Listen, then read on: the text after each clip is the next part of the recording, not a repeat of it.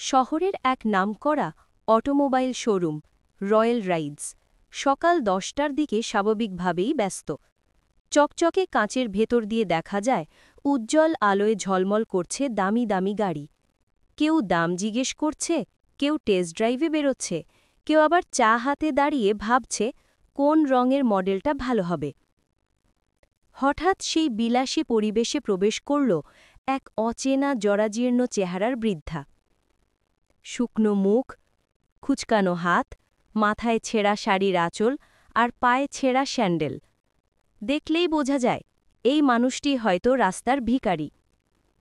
বৃদ্ধা ধীরে ধীরে ভেতরে ঢুকতেই আশেপাশের কয়েকজন কর্মচারী অবাক হয়ে তাকিয়ে রইল। একজন কাস্টমার নাক কুঁচকে বলল, এই জায়গায় এখন ভিখারিরাও আসে নাকি? একজন রিসেপশনিস্ট চোখ সরিয়ে নিয়ে গলায় বিরক্তি মিশিয়ে বলল, এইখানে বসা যাবে না মা, এটা গাড়ির শোরুম, আপনি বাইরে বসেন। বৃদ্ধা শান্ত গলায় বললেন, আমি একটা গাড়ি দেখতে চাই। এই কথা শুনে যেন সবাই একসঙ্গে হেসে উঠল। গাড়ি? আপনি? এই চেহারায়? রিসেপশনিস্ট মেয়েটি ঠোঁট বাঁকিয়ে বলল, এখানে গাড়ির দাম লাখের উপর থেকে শুরু হয়, আপনি ভুল জায়গায় এসেছেন মা। বৃদ্ধা একটু হেসে বললেন, আমি জানি বাছা, কিন্তু আমি একটা গাড়ি কিনব। কার সঙ্গে দেখা করতে হবে? রিসেপশনিস্ট এবার বিরক্ত হয়ে উত্তর দিল, ম্যানেজার স্যারের সময় নেই, উনি এখন ব্যস্ত, আপনি যান। এই শোরুমের ম্যানেজার অরিজিৎ চ্যাটার্জি, একজন কড়া, রাগী কিন্তু নিজের পদ নিয়ে প্রচণ্ড অহংকারে ভরা মানুষ। তার কাছে প্রতিদিনই আসে বড় বড় ব্যবসায়ী, এমপি, সিনেমা তারকা, তাই রাস্তার একজন বৃদ্ধা ভিখারি তার কাছে কাস্টমার হিসেবে অচিন্তনীয়। তবুও বৃদ্ধা বারবার বলতে লাগলেন, আমি শুধু একটু দেখা করতে চাই, 1 মিনিটের কথা। রিসেপশনিস্ট না চাইলেও ম্যানেজারের কেবিনে ফোন করল। স্যার, একটা বৃদ্ধা এসেছে, বলে গাড়ি কিনবে। ফোনের ওপাশ থেকে রাগী গলা, কি বাজে কথা, এইসব ভিখারি ঠিকারি ঢুকতে দিও না, শোরুমের ইমেজ খারাপ হবে। ফোন কেটে গেল। রিসেপশনিস্ট কঠিন মুখে বলল, দেখলেন, ম্যানেজার স্যারও দেখা করবেন না। বৃদ্ধার চোখে এক চিলতে ব্যথা, কিন্তু মুখে কোনো অভিযোগ নেই। ঠিক আছে মা, আমি একটু অপেক্ষা করব। তিনি পাশে দাঁড়িয়ে রইলেন, চুপচাপ। অল্পক্ষণ পর কয়েকজন বিক্রয় কর্মী হাসাহাসি করতে করতে তার দিকে এগিয়ে এলো। এই দিদিমণি, গাড়ি দেখবেন, কোনটা নেবেন, বিএমডব্লিউ না অডি? আরেকজন ঠাট্টা করে বলল, আপনার মতো ভিআইপি গ্রাহকদের জন্য আজ স্পেশাল ডিসকাউন্ট আছে, একটা গাড়ি নিলে 2টো চাকা ফ্রি। সবাই হো হো করে হেসে উঠল। বৃদ্ধা শুধু মৃদু কণ্ঠে বললেন, তোমরা হাসো না বাছা, জীবন বড় অদ্ভুত, কখন যে কে কাকে ছাড়িয়ে যায় কেউ জানে না। এই উত্তর শুনে কেউ অবাক হল, কেউ আবার বিরক্ত। ঠিক তখনই পাশের ডেস্কে বসা একজন তরুণ কর্মচারী, নাম অভিষেক দত্ত, এই পুরো দৃশ্যটা দেখছিল। সে উঠে এসে মৃদু গলায় বলল, দিদিমণি, আপনি বসুন, আমি 1 গ্লাস জল এনে দিচ্ছি। বৃদ্ধা একটু অবাক হয়ে তাকালেন, তারপর হাসলেন, তুমি খুব ভালো ছেলে। অভিষেক জিজ্ঞেস করল, আপনি সত্যিই গাড়ি কিনতে এসেছেন? হ্যাঁ বাছা, আমার একটু ছোট্ট ইচ্ছে ছিল, জীবনে একবার নিজের টাকায় গাড়ি কিনব। অভিষেক একটু থমকাল। তার মনে হল হয়তো এই বৃদ্ধা সত্যিই সিরিয়াস। আপনি চাইলে আমি ম্যানেজার স্যারের সঙ্গে কথা বলি? হ্যাঁ, দয়া করে। অভিষেক গেল ম্যানেজারের কেবিনে। স্যার, ওই বৃদ্ধা ভদ্রমহিলা গাড়ি কিনতে চান বলছেন, মনে হচ্ছে উনি সিরিয়াস। অরিজিৎ মুখ ঘুরিয়ে তাকালো, ঠান্ডা চোখে বলল, তুমি কি পাগল নাকি? ওই ভিখারির সঙ্গে কথা বলছ, আমাদের ব্র্যান্ডের মান কমাতে চাও? অভিষেক সাহস করে বলল, স্যার, আমরা তো কাস্টমার সার্ভিসে আছি। উনি যেমনই হন, অন্তত কথা তো শুনতে পারেন। অরিজিৎ টেবিলে হাত চাপড়ে উঠল, আমি বলেছি দরকার নেই, আমি রাস্তার লোকেদের সঙ্গে ব্যবসা করি না, এখন তুমি বাইরে যাও। অভিষেক নিরুৎসাহ হলেও বাইরে এসে বৃদ্ধার সামনে দাঁড়াল। দিদিমণি, আমি চেষ্টা করেছি, কিন্তু উনি এখন দেখা করবেন না। বৃদ্ধা এক মুহূর্ত চুপ করে রইলেন, তারপর তার ব্যাগ থেকে একটা পুরনো খাম বের করে অভিষেকের হাতে দিলেন। তুমি এটা ম্যানেজার স্যারের হাতে দিও, বলো এটা তার জন্য। অভিষেক অবাক হয়ে বলল, চিঠি? হ্যাঁ বাছা, শুধু পৌঁছে দিও, তারপর আমি চলে যাব। বৃদ্ধা ধীরে ধীরে দরজা দিয়ে বেরিয়ে গেলেন। সবাই আবার হাসাহাসি শুরু করল। চিঠি দিয়েছে, বোধহয় ভিক্ষার আবেদন। কিন্তু অভিষেক কিছু না বলে সেই চিঠিটা ম্যানেজারের কেবিনে নিয়ে গেল। অরিজিৎ বিরক্ত মুখে বলল, কি আবার? অভিষেক বলল, স্যার, উনি চলে গেছেন, এটা আপনার জন্য রেখে গেছেন। অরিজিৎ অবহেলা ভরে খাম খুলে পড়তে শুরু করল। 1 মুহূর্ত, 2 মুহূর্ত, তারপরই তার মুখের রং পাল্টে গেল। চোখ বড় হয়ে উঠল, হাত কাঁপতে লাগল। চিঠিতে লেখা ছিল, প্রিয় ম্যানেজার, আজ আপনার শোরুমে এসে আমি আমার জীবনের সবচেয়ে বড় অভিজ্ঞতা পেলাম। আমি সেই বৃদ্ধা যাকে আপনারা ভিখারি ভাবলেন, কিন্তু আমি ভিখারি নই।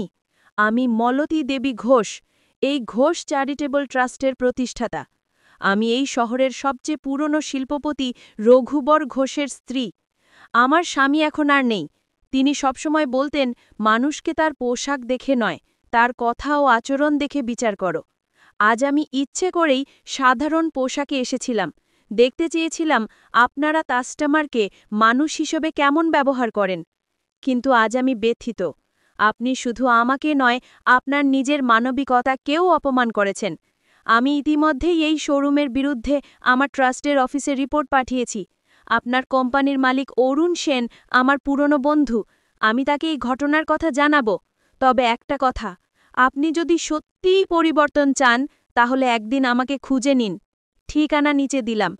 মলতী Devi Ghosh, founder, Ghosh charitable trust. চিঠি পড়ে ম্যানেজারের মাথা ঘুরে গেল। সে চেয়ার থেকে উঠে দাঁড়ালো, মুখ ফ্যাকাশে। অভিষেক অবাক হয়ে জিজ্ঞেস করল, স্যার, কি হয়েছে? অরিজিৎ কাঁপা গলায় বলল, ওই ভিখারি, ওই মহিলা, উনি রঘুবর ঘোষের স্ত্রী। 1 ঘন্টার মধ্যে খবর ছড়িয়ে গেল। কোম্পানির মালিক অরুণ সেন ফোনে জানতে চাইলেন, অরিজিৎ, তুমি সত্যিই এমন আচরণ করেছ? তুমি জানো ঘোষ ট্রাস্ট আমাদের অন্যতম স্পন্সর। অরিজিৎ তোতলাতে লাগল, স্যার, আমি ভেবেছিলাম উনি। তুমি ভেবেছিলে মানে? গ্রাহককে অপমান করা তোমার কাজ? তুমি জানো উনি চাইলে কালই আমাদের ডিলারশিপ বাতিল করে দিতে পারেন। অরিজিৎ চুপ। মালিক আরও বললেন, তুমি এক্ষুনি তার বাড়িতে গিয়ে ক্ষমা চাও, আর উনি যদি চান আমাকে পদ থেকে সরাতে আমি বাধ্য হব। সেই বিকেলে অরিজিৎ নিজের গাড়িতে চেপে গেলেন মলতী দেবীর দেওয়া ঠিকানায়। এক বিশাল পুরনো দোতলা বাড়ি, ঘোষ ভিলা। দরজায় পাহারাদার, বাগানে ফুলে ফুলে ভরে আছে। ভেতরে ঢুকতেই এক ভদ্রমহিলা শান্ত মুখে চা খাচ্ছিলেন। সেই বৃদ্ধাই, আজ একদম অন্য রূপে। পরিপাটি শাড়ি, চোখে চশমা, মুখে আত্মবিশ্বাসের আলো। অরিজিৎ নিচু হয়ে বলল, ম্যাডাম, আমি খুব দুঃখিত, আমি আপনাকে চিনতে পারিনি। মলতী দেবী শান্ত গলায় বললেন, চিনতে পারলে কি হতো? আপনি কি তাহলে অন্যরকম ব্যবহার করতেন? অরিজিৎ চুপ করে রইল। আপনার মতো মানুষই সমাজে অন্যায়কে টিকিয়ে রাখে, তিনি বললেন, কারণ আপনারা ভাবেন যে পরিবার দরিদ্র, সে সম্মানের যোগ্য নয়।